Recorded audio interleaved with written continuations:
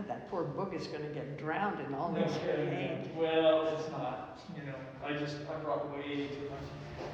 I mean, you've been pretty strict about letting people actually watch you do that. Yeah, it makes me nervous. The thing is it's an idea that I could do these do-it-yourself paintings, like I supply all the materials, and then the person who buys it, it's a multiple, and they can do a wall painting. I think what's wrong with that is people don't really understand how much work goes into those things. Right. But of course, you rarely allow people to watch you activate a piece, so how would they know? I think they would know if they were more observant. They weren't used to just going down the road with paintings, because paintings, are great for people with no attention span. But one thing I did notice just now even, there is a lot of pre-thinking. I mean, even with this piece, the colors that you're bringing in are just colors you liked and you wanted to use. No. Not even. You can't make a mistake when you have this kind of volume. That's a different kind of art, where you make decisions, But you're making decisions off the seat of your pants as you go along, right? Here's how it works in every case. You start with red, blue, and yellow, and then everything is a derivative of that. You're going to paint 400 and something pages. You're just going to stand up and paint for however many hours it takes you? Yeah, because a teacher of mine told me that, everybody had to stand up to paint. And he said that's because Rembrandt never sat down to paint. But I kind of like that idea. Yeah. I think the thing about my work is I use people's imagination as a device. When you imagine the work before it's done, it's different, and when you don't see it done, then you have to use your imagination. And if they see it, it turns out it's no big deal. But it's like a magic trick. I mean, no magician is going to let you see how he does his tricks. No. But you have all these ideas. That whole deal with the keyholes, that was really actually one of the first catalogs you kind of painted, that one you did for the Faith and Charity Gallery. Yeah. Nancy had asked you to do a cover for their catalog. You wrote your name on the front of the catalog and then smeared it. The way that went down was I had all those drawings that I did for an exhibition at UC Davis. I had all those drawings, 100 drawings, 100 ideas. Right. And so they took the drawings, Nancy made that catalog, and then when she got it done, she and Ed both, I can't remember if it was Ed and Nancy, suggested that on the cover, write your name and maybe smear it a little bit, like you do your wall paintings.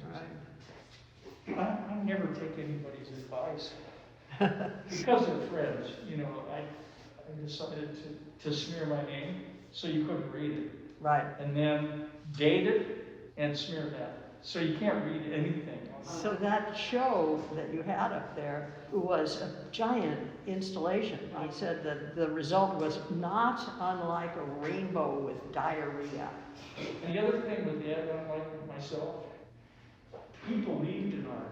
I don't. You don't. And that's... But you have to believe something, Richard, because you're still doing it. You're 80-something years old. Yeah, but it's only because I don't know what it is. You don't press me.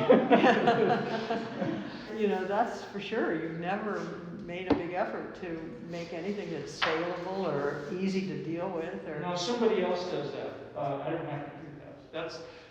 That's the thing. I don't have to do it. She said, I just painted over Bruce. You used to bring Bruce Nauman and Ed up shooting with you on your ranch, right? Yeah, I showed him. We made knives together. He was much better at it. There was like a really great knife maker that we both admired. And Bruce bought one of his knives, which was probably a lot of money when he bought it. Just recently, he sent it to me in a box and gave it to me. And the one thing that I learned from Bruce, don't value anything, I mean, just, it is what it is. It's a tool, use it. But that goddamn knife is worth a lot of money. And it means a lot to me, but he told me to skin a deer with it. So I'm going to do it. It's not surprising that people aren't interested in the same things I am. And that's a good thing. Yeah. Otherwise, all the art would look alike.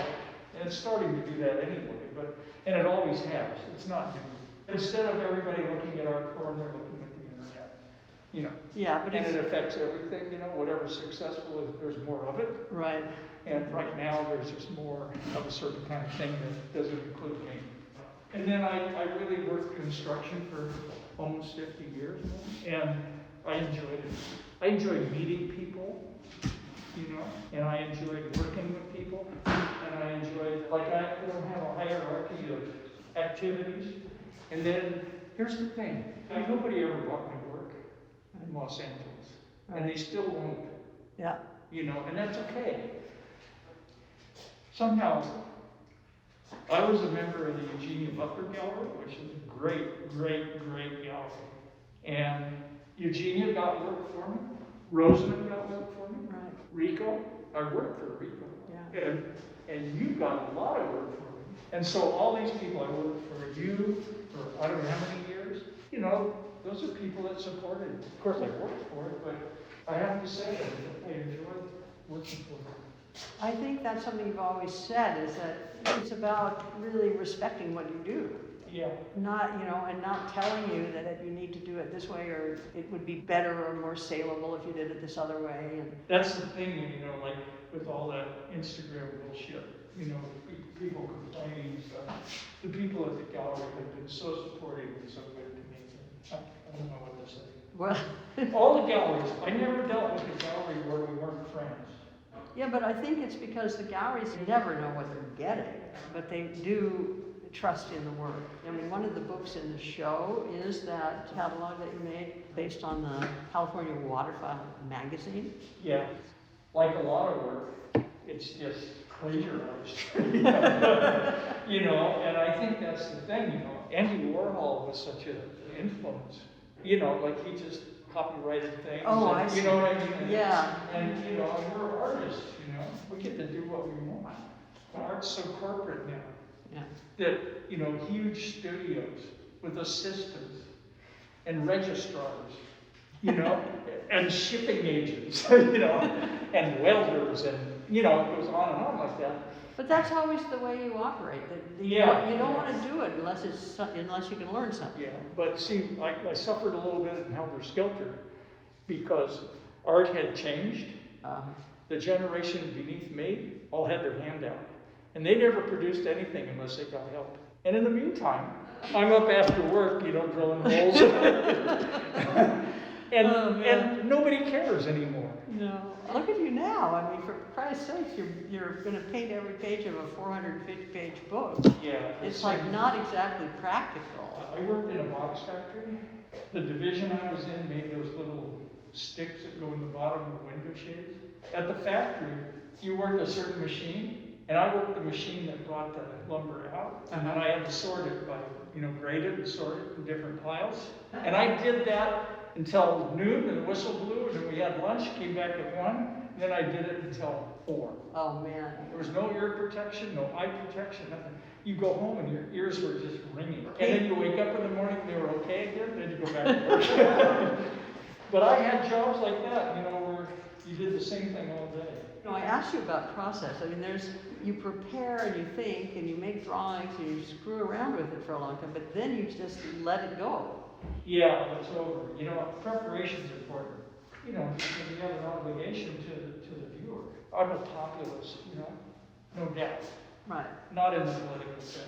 I kind of like that, you know, like the whole art world has this secret language. Yeah. That doesn't include the population or anything.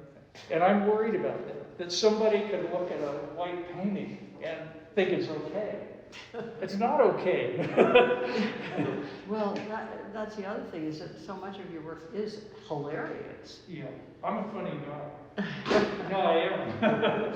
But you're painting now on top of the Marcel Duchamp piece, so I want to talk about the manual of instructions. You know, you realize there's something more to art than skill and visuals, you know. I think what you can't learn from the manual or anything is how smart you are. That thing is just a pile of junk that, you know, you put together, but it's all about perspective. That thing is really small. Yeah. It's not a big piece. but when you look in it, it's, you know, it just goes forever, you know? It's incredible. You know? It must be funny for you to see your work every time you turn the page. Evidence of a long life. Yeah. Look at that, huh?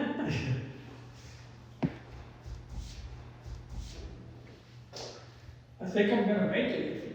What I really like about it is that people are just gonna have to imagine what's in there. Yeah. They have to imagine what you've done to each page, and it's incredible. He's a little something right there. Yeah. It's beautiful. Okay. Okay. Done. Good job. Oh my God, Richard, it's just fantastic. It'll never have to be read again. Don't start reading.